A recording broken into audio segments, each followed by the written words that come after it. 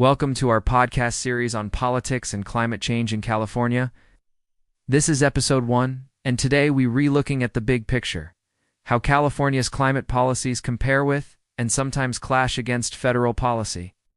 To start off, why does California stand out so much when it comes to climate policy? California has a unique role. For decades, the state has positioned itself as a national leader on climate and environmental regulations because of its size.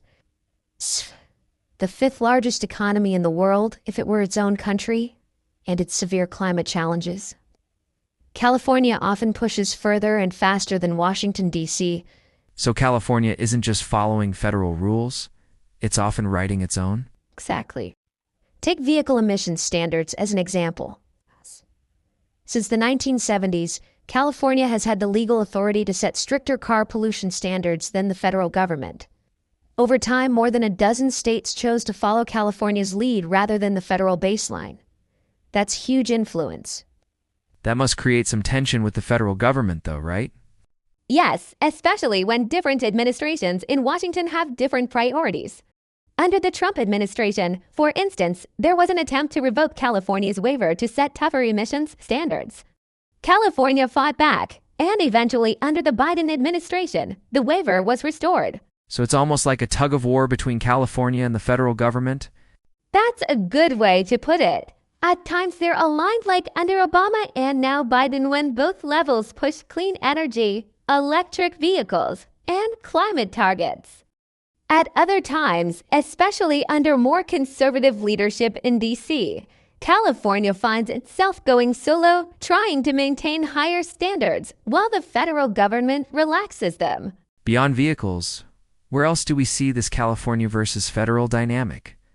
Energy and electricity are big ones federally. The U.S. has no single nationwide renewable energy standard. But California has set its own aggressive targets. 100% clean electricity by 2045. The state is already requiring utilities to add more wind, solar, and battery storage, regardless of what's happening in other states. And what about agriculture or water? Do those fall under this clash too? Yes, though indirectly. Water management is mostly state level, but drought responses and federal water projects have California back to Washington.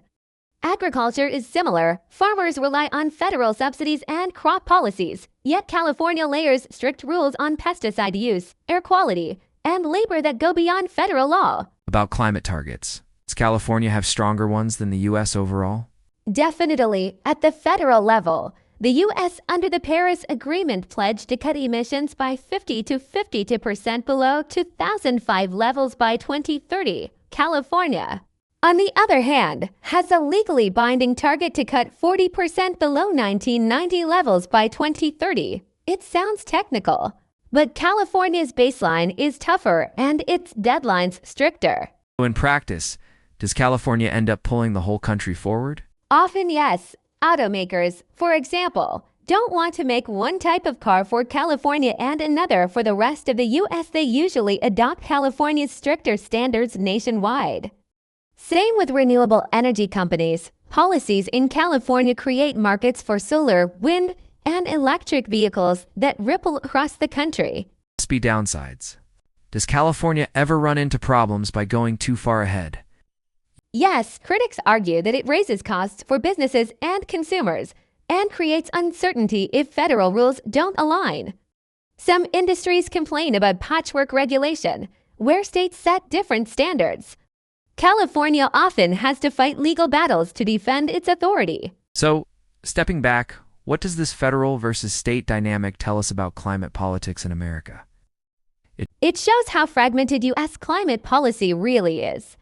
Unlike in many countries where the national government sets the rules, in the U.S., states can go their own way, especially California. That can be messy, but it also means progress can continue even if Washington stalls. California essentially acts as a laboratory for climate policy. That's a great point. California isn't just one state among 50. It's like a policy test case for the whole country. Exactly. And whether it's stricter car standards, renewable targets, or cap-and-trade programs, California often experiments first. If it works, the federal government or other states may follow. All right, to wrap up, California versus federal climate policy is a story of tension and influence. Sometimes they align, sometimes they clash, but California consistently pushes the envelope. In our next episode, we zoom in on one of the most visible issues for Californians, California's path to 100% clean electricity. Thanks for listening, and see you in episode 2.